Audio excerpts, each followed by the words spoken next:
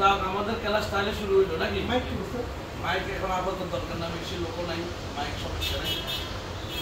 এবার বলেন তো বিসমিল্লাহ, আমাদের গাড়ির কাগজ কয়টি?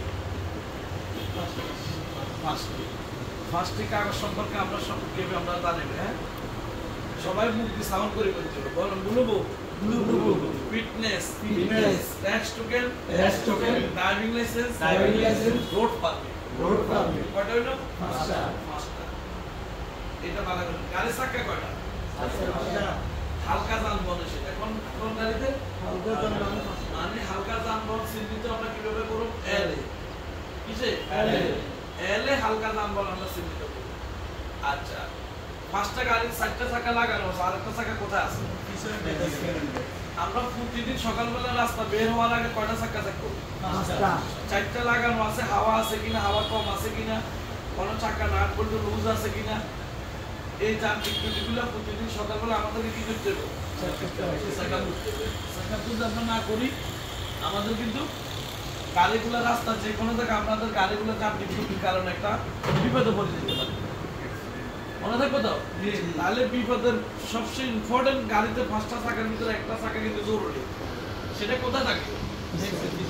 ব্যাকডালা রিজার্ভ থাকে। মনে থাকবে তো? এটা যে চালক রিজার্ভ চাকাটার সম্পর্কে ধারণা নাই, রিজার্ভ চাকা সম্পর্কে সে অবগত না, গাড়ি চালাইতে আছে 1 সপ্তাহ 10 দিন হয়ে গেছে, হঠাৎ এক সপ্তাহ আপনি একটা চাকা লিক করেন, কিন্তু এমন একটা জায়গায় গেছেন যে জায়গাটা আপনার চাকাটা লিক হয়ে গেছে। লিক হওয়ার কারণে আপনি ব্যাকডালে গিয়ে দেখলেন আপনার চাকাটা কিন্তু ঠিক নেই। তাহলে কি আপনার কি মালিক আপনার চাকরি রাখবে?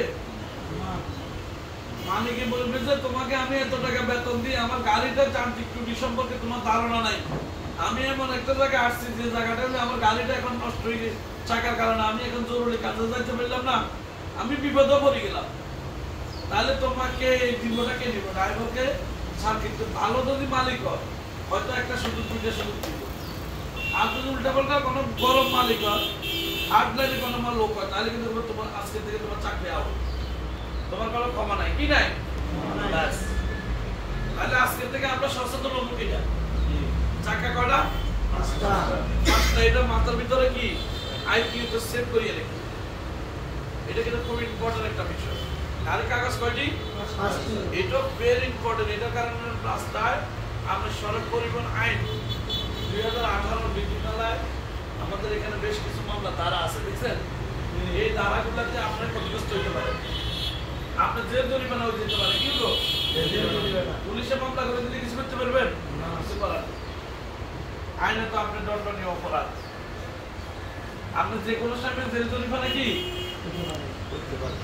এবার আসেন সকালবেলা আমরা গাড়ির কাছে যখন আসবো, যান্ত্রিক ত্রুটিটা একদম ইম্পর্টেন্ট। মানে 1 নাম্বার, সকালবেলা যে কোনো লোক তার গ্যারেজে বা যেখানে যাক, তার গাড়িটা যখন মালিকের চাবিটা তাকে বিসমিল্লাহ চাবিটা দিব, এই চাবিটা বিসমিল্লাহ হাতে লন মানে কি জানো? এই গাড়িটার পুরো জিম্মদারটা একটা চালকের কাছে। কার কাছে? এই জিম্মদার যে তুমি নিলা, এই গাড়িটার জিম্মটা তুমি নিলা, এই গাড়িটা কিন্তু এত সহজ একটা বিষয়। এই গাড়িটার একদম সামনের বোনার থেকে পিছের ব্যাগডালা পর্যন্ত সবকিছু নাট বল্টু গাড়ির সমস্ত কিছু সম্পর্কে, গাড়ি দরজা লক করা, কিভাবে লক করবা, কিভাবে লক খুলবা, কিভাবে ব্যাগডালা খুলবা, কিভাবে বোনাট খুলবা, কিভাবে সকালবেলা গাড়িটা তোমার কোন কোন জিনিসগুলো চেকআপ করতে হবে, পুরো বিষয়টা কিন্তু তোমার মাথায় কাজ করতে হবে।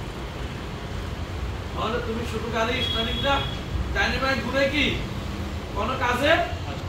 আমরা আমাদের একটু ফলো করতেছি, সবাই একটু ফলো করেন, একটু বেশি বেশি করে এটা ফলো করেন। সকালবেলা আপনাকে আপনারা 11 জনের একজন কোথাও একটা চাকরি ইন্টারভিউর জন্য, কিসের জন্য?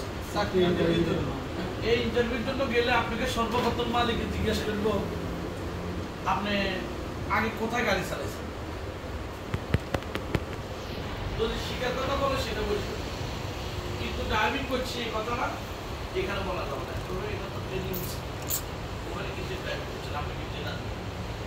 কথা কি বুঝতে পারছেন? বলবেন কথা কি বলবেন যে আমি বসুন্ধরা গ্রুপে ওখানে ড্রাইভিং করছি, একটা কথা বলে দিলেন, তো সে আপনাকে হঠাৎ বলল যে ওইখানে প্রতিষ্ঠানতে গাড়ি চালাইছেন, আপনার ওখানে কোনো ছাড়পত্র আছে, আপনি চাকরি ছাড়ে দিচ্ছেন, ওনাদের কেউ কি আপনাকে কেউ ছাড়পত্র দিছে, আপনি তখন তো একটা বিপদ করে যাবেন। এই জন্য কোনো মিথ্যায় কোনো কিছুর আশ্রয় নিবার আগে আপনাকে চিন্তা করতে হবে বারবার, আমি এই মিথ্যাটার কারণে কোনো আমি আর পেশে যাইতেছি। আপনি কেমন কথা বুঝছেন? যদি আপনাকে কথা বলে এমন একটা লোকের নাম বলে যে লোক চিনে না, বলে দিবেন হাজারি রোডে এত গায়ে যাচ্ছে, তাহলে একটা চিনত কি করতো না, চিনল না, তাহলে আপনি কিন্তু এড়িয়ে গেলেন। তো আপনাকে যদি জিজ্ঞেস করে যে কোনো বলে স্যার ওটা তো প্রাইভেট গাড়ি, কোনো ছাড়পত্র টত্র এগুলো কি তাদের কাছে আছে? নাই তো স্যার, একটা কথা। তো এখন মালিকের চিন্তা করলো, আচ্ছা ধরো চাবিটা দিলাম, আমার গাড়িটা রেডি করো, কি করো এই তোমার পরীক্ষা শুরু। আবার কোনো মালিক যদি তোমার কাছে যদি মনে করে যে তোমার ব্যক্তিগত ফ্যামিলি সম্পর্কে জিজ্ঞেস করো, তুমি কি করো, কতটুকু পড়ালেখা করছো, ভাই বই করলো, তুমি আগে কি করতে, কোন স্কুলে পড়ালেখা করছো, সিগারেট খাওনি, কোনো মাদক সেবন করনি, এগুলো তোমাকে খোঁজা কাছে কোনো ভালো মালিক শিক্ষিত মালিক হলে কিন্তু সেই এগুলো কি করবো জিজ্ঞেস করবো। উচ্চ বাকি কথা না বলবো, মানে তার সাথে উচ্চ গলায় কথা বলা যাবে। মালিক তার সাথে তুমি নমনীয়ভাবে তার কথাটা বলি, তাকে প্রশ্নের উত্তরটা তুমি ডেলিভারি দিতে হবে। সে কিন্তু বিভিন্নভাবে গেলে তোমরা প্রশ্ন করে দেখবো এই ড্রাইভারের ধৈর্য আছে কি চাই। কারণ একটা চালকের সর্বপ্রথম আমাদের চালক ভাই যারা আছে, এই চালক ভাইদেরকে কিন্তু ধৈর্য দরকার। কি দরকার? ধৈর্য যাদের আছে সে কিন্তু রাস্তা ভালো করবে। এই কথাটা আমি আপনাদেরকে বারবার বলতেছি, যে চালকের অজস্র ধৈর্য আছে সে রাস্তা কি করবো, তাহলে সবকিছু ভালো করবে। ধৈর্যশীলদের সাথে আল্লাহ নিজে বলছে আমি আছি, বুঝো ঠিক কিনা? যারা ধৈর্য ধরে আল্লাহ নিজে বলছেন যে টিকিট টাকাইছি। আমি যখন 2095 সালে ড্রাইভিং শিখি তখন আমি টেম্পো চালাতাম, কি দিতাম এই ডিপার্টমেন্টের টেম্পো, বাস, ট্রাক, ভারী যানবাহন, এমন কোনো গাড়ি নেই যে যানবাহনে আমি না উঠছি, না ট্রেনিং দিচ্ছি, না শিখছি। এমন বাস্তবে হেল্পারির জন্য গাড়ি করছি, একসময় আমরা এগুলো করছি। কথা কি বুঝতে পারছো? একটা লোক একটা জায়গায় সরকারি একটা ইন্সপেক্টর হওয়া বিআরটি, এটা এত সোজা জিনিস না। সরকারের একটা বেলি জেলার ভিতরে 1984 সালে রোড সেফটি সড়ক পরিবহন আইন, মানে বিআরটি এর যে বিধিমালা আছে সেখান থেকে এখন তাদের সড়ক আছে, তার বিআরটি ইন্সপেক্টর। কথা কি বুঝছো? তারা এই স্কুলের নিয়ন্ত্রণ করতে বহুরকম লোক ছাড়া জীবন হয়, কিন্তু অ্যাপ্লাই কিন্তু বেলি জেলাতে এ পর্যন্ত 40 বছরের 50টার উপরে ড্রাইভিং স্কুল অ্যাপ্লাই করছে, কিন্তু 40 বছরও এখন একটা স্কুল অনুমোদন নিতে পারে না। এটা দিলে এটা হয় না, এটা দিলে এটা হয় না, এটা দিলে বয়স হয় না, বা পরীক্ষা দিচ্ছে এমন। যেমন আমাদের যে ভাষা একটা স্কুলে দেখছো, এটা এ পর্যন্ত 40 বারের উপর পরীক্ষা দিচ্ছে, কবার এখনো সে অনুমোদন পায় না। অনুমোদন একটা সুন্দর জিনিস, কিন্তু ওনার বয়সও শেষ। তো এখন পুলিশ যাই যতবার বন্ধ করতে দেখো, স্যার আমার আর একটা সুযোগ আমি সামনে বোর্ডে আবার এই কথা বলার কোনো সুযোগ আন্দোলন নাই, কোনোদিনও যেন না থাকে। একটা ফার্মাঙ্গি একটা বাস ঢাকাতে একটা ছাত্র 3 কোটি টাকা ক্ষতিগ্রস্ত দিচ্ছে। ক কোটি টাকা? 3 কোটি টাকা। তুমি জানো কিনা ঢাকা বিশ্ববিদ্যালয়ের একটা ছাত্রে এনা গাড়ির মালিক আর 2টা গাড়ির সবাগে মিলি রাস্তা পার 2টা চাপা খাইবা।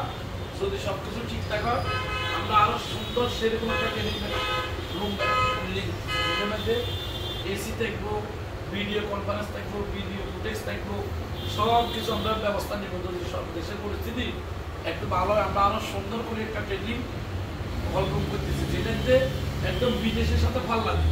বিদেশিদের উপর একদম গুরুত্ব, যে একটা স্টুডেন্টের গুরুত্ব। তবে এটা কি করলেন, ড্রাইভিং সিটের যে দরজাটা রাইট সাইডে ডোরটা খুলে আমরা ওপেন করার পরে ব্যাগ দ্বারা খুললে সামনের বনাট খুললে, ব্যাগ দ্বারা খুলবেন কি কারণে? কারণ আপনি রিজার্ভ মোবিল টোবিল ব্রেক অয়েল টয়েল যা আছে, যান্ত্রিক ত্রুটি, রেঞ্জ, হুইল রেঞ্জ, জগ, এগুলো সব কোথায় আছে? ব্যাগ দ্বারা আছে। তাহলে ব্যাগ দ্বারা খুলে বনাট খুলে ওখান থেকে পর্যন্ত আমার কি দরকার সেই মালামালগুলো নিয়ে সামনে সবাই ফলো করেন আমার দিকে। ব্রেক অয়েল কি? ব্রেক অয়েল, তারপরে পাওয়ার অয়েল, ইঞ্জিন অয়েল মানে মোবিল, ঠিক আছে? ব্যাটারি যদি ভিজা হয় ব্যাটারি মারবে, তারপরে মোবিল ঠিক আছে কিনা, কি গিয়ার অয়েল ঠিক আছে কিনা, কটা হইল? 6টা।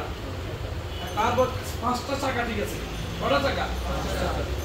5টা চাকা ঠিক আছে কিনা, সাতটা ড্রাইভিং সিটে বসলেন বলি ড্রাইভিং সিটে কি করলেন বসলেন বসার পরে ধরেন না আপনি সিট বেল্টটা বাঁধলেন কি সিটটা অ্যাডজাস্টিং করে নেবেন অনেকগুলো ড্রাইভিং সিটে বসি আঁকা বাঁকা ওই সামনের দিকে নয় কোনো দিকে হিলি বইয়ে না চালক সিনেটা টান টান করি সুন্দর করে বসবে কথা কি বুঝতে পারছেন সুন্দর করে বসবে এই কারণে চালক যদি স্ট্রংলি ভাবে না বসে তাহলে তো সে যারা ফেসিটার যাত্রী আছে তারা একটা আতঙ্কের ভিতরে থাকবে এবারে ড্রাইভিং সিটে বই না বসে তার ভালো লাগে না